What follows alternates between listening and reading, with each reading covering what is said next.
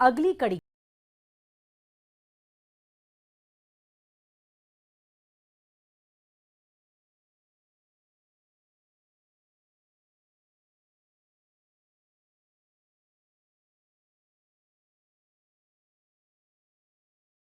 आज भी भारत में पशुओं को साल भर हरा चारा उपलब्ध नहीं होता। ऐसे में अगर किसान पशुओं के आहार में अजोला का समावेश करें तो इन सारी समस्याओं से काफी हद तक बच सकते हैं। तो चलिए अजोला उत्पादन की तकनीक और पशु आहार में उपयोगिता की जानकारी लेते हैं पशु वैज्ञानिक डॉक्टर धर्मेंद्र कुमार से।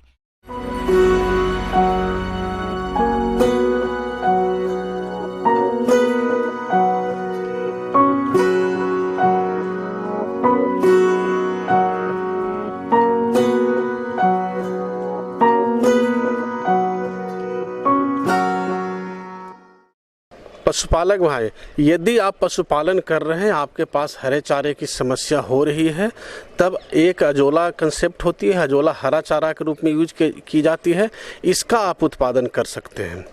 अजोला एक फर्न है जो कि थोड़े से पानी में ही उगाई जाती है।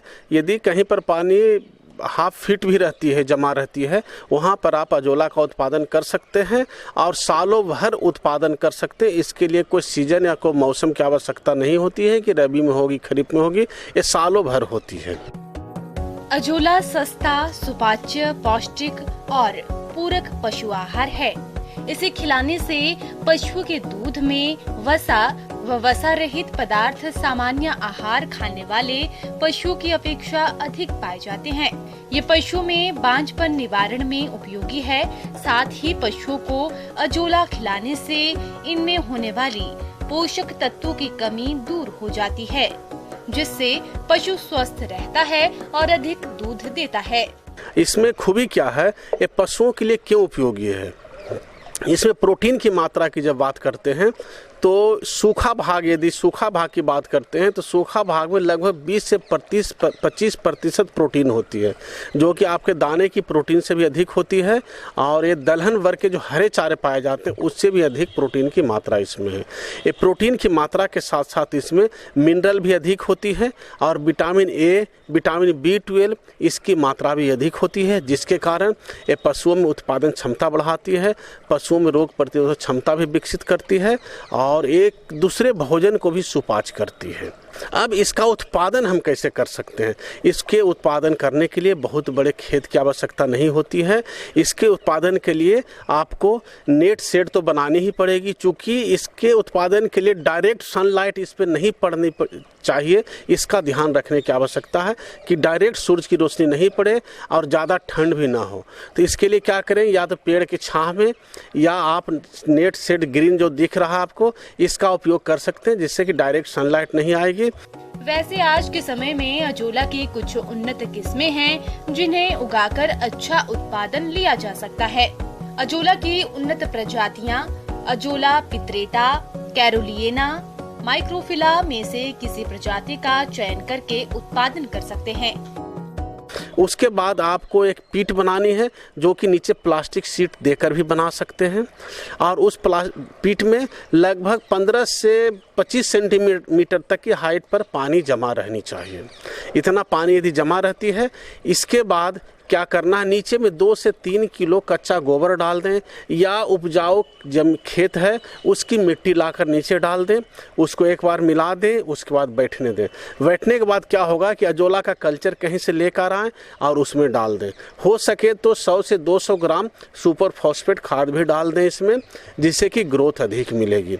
और यदि 6 बाई 4 फीट का यदि आप एक पीट बनाते हैं तो आप 1 किलो अजोला प्रत्येक दिन उत्पादन कर सकते हैं, जो कि अपने पशुओं को खिलाई जा सकती है। और जितनी क्षमता आपके पास पशु की है उसके अनुसार ऐसा पीट आप बना सकते हैं, जिससे कि सालों भर कुछ न कुछ हरा चारा आपके पशु को मिलते रहे।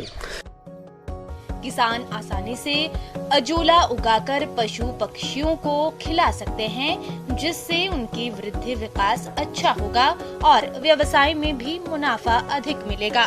तो चलिए जानते हैं अजोला में पाए जाने वाले पोषक तत्व और पशुओं को खिलाने की मात्रा के बारे में।